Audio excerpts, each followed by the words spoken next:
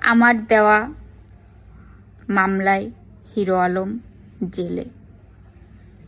আমি যখন বলতাম আমি বগুড়া কোর্টে তার নামে মামলা দিয়েছি, সেই মামলাটা কোর্ট থেকে পিবিআই তদন্ত দিয়েছে। তদন্তটা হচ্ছে আপনার 9 মাস তদন্ত হওয়ার পরে রিপোর্ট দেখে কোর্ট থেকে ওয়ারেন্ট দিয়েছে, সে অ্যারেস্ট হয়েছে এই রমজান মাসে। আমি যে মিথিলা সত্যি কথা বলেছি, উপরে আল্লাহ সেটা দেখিয়ে দিয়েছে। রমজান মাসে প্রথম রমজানে সে আটক হয়েছে, প্রথম রমজানে সে আটক হয়েছে। আমি তার সর্বোচ্চ শাস্তি চাই। আমি কোনো মীমাংসা চাই না, আমি চাই না কোনো মীমাংসা। বিশ্বাস করেন আপনারা, আমি কোনো মীমাংসা চাই না, আমি কোনো আপোষ চাই না, চাই না। আমি কোনো আপোষ চাই না, মীমাংসা চাই না। আমার সন্তান হত্যাকারীর আমি মৃত্যুদণ্ড চাই। এই সমাজের মানুষের কাছে, এই নতুন সরকারের কাছে, বাংলাদেশের আইনের কাছে আমার সন্তান হত্যাকারীর মৃত্যুদণ্ড চাই।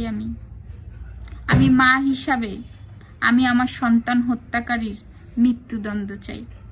আমার 3 মাসের বাচ্চা আমাকে মারতে মারতে আমার বাচ্চাটাকে মেরে আমাকে ডিএনসি করিয়েছিল এই হিরো আলম, তার গোটা পরিবার।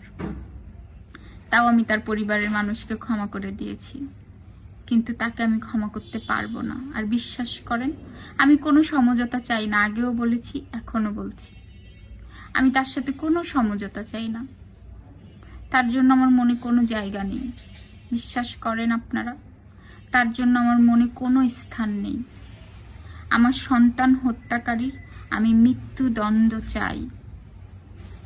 আমি মিথিলা অনশনে বসবো, রাজপথে বসবো, তাও ওনার মৃত্যুদণ্ড চাই। ওনাকে আমি ক্ষমা করব না। লাস্ট পর্যায়ে উনি আমার ইজ্জত নিয়ে, আমার সন্তান হত্যাকারী শেষে আমার ইজ্জতটাও মানুষের হাতে তুলে দিয়েছে। আমি তাকে কোনো দিন ক্ষমা করব না, কোনো দিন ক্ষমা করব না, কোনো দিন তাকে আমি ক্ষমা করব না, পারবো না। আমার সন্তান হত্যাকারীকে আমি ক্ষমা করতে পারবো না। বিশ্বাস করেন, আমি ক্ষমা করতে পারবো না।